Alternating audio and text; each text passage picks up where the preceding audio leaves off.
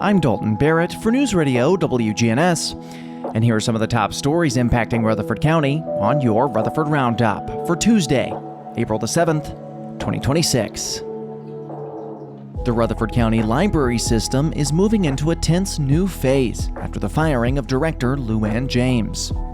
On Monday, April the 6th, the Rutherford County Library System Board ranked 4 internal candidates for interim director, with David Coucher, who oversees HR and finance, at the top of the list, followed by Administrative Assistant Elsa Britt, Smyrna Branch Manager Cassandra Taylor, and Linebaugh Branch Manager Mindy Barrett.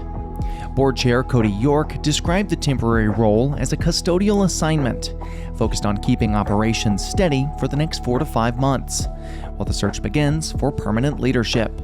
Still, controversy remains front and center, with the interim director expected to carry out the relocation of 190 children's books into adult sections, a move tied to the dismissal of James and strongly opposed by the Rutherford County Library Alliance. Meanwhile, in Laverne, a dangerous situation on Percy Priest Lake ended safely thanks to a quick emergency response. Around 2 p.m. on Sunday, April the 5th, an 18-foot fishing boat capsized, sending 4 people into the water.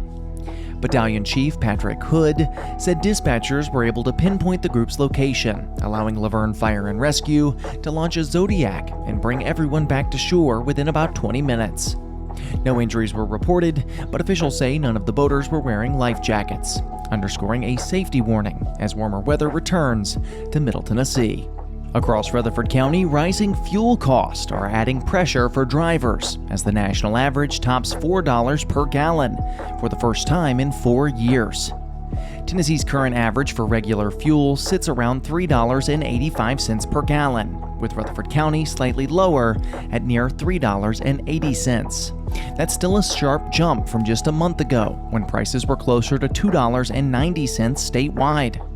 Diesel prices are also climbing, now averaging above $5.40 per gallon, reflecting broader increases that continue to impact both commuters and businesses across Middle Tennessee.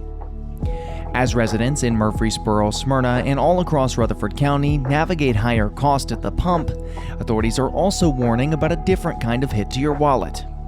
The Tennessee Bureau of Investigation is alerting the public to a surge in scam messages, claiming recipients have unpaid citations and must pay immediately. These texts and emails often appear convincing, using official-looking logos and urgent language designed to pressure quick action. Investigators stress that legitimate government agencies don't demand payment through random text links or unsecured messages. Residents are urged not to click suspicious links, not to share personal or financial information, and to delete the messages immediately. Officials say the combination of urgency and fear is a common tactic, and with more scams circulating in Rutherford County, staying cautious could prevent costly mistakes. Changes could soon be coming to how school threats are handled, as Tennessee lawmakers push new legislation focused on school safety. State Senator Pharrell Hale says current law may be too broad, noting that in some cases, students have faced charges even when threats were deemed not credible. One example involved a 5th grader with disabilities who was charged after a moment of frustration, raising concerns about how schools balance safety with fairness. The proposed bill would require school officials to report only threats that they believe are credible, while still allowing law enforcement to step in when needed.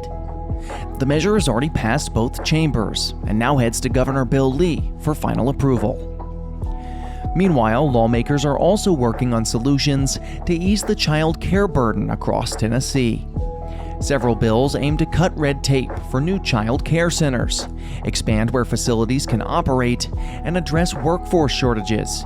Senator Charlene Oliver is backing legislation to simplify regulations, while Representative Tom Schnitt is supporting a plan to allow high school students to work in child care programs for credit.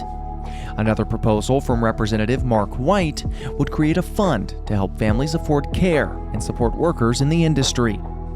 As these efforts move through the legislature, the goal is clear: expand access, lower cost, and provide relief for working families throughout Middle Tennessee. That's all for now. For updates on these and many more local news stories, be sure to check out our website, wgnsradio.com, or follow us on social media at News Radio WGNS on Facebook, as well as X. If you're enjoying the show, be sure to leave a rating or review on Spotify and iTunes, a comment on YouTube, or share it with a friend. I'm Dalton Barrett for News Radio WGNS, part of your Good Neighbor Network, and I'll talk to you later.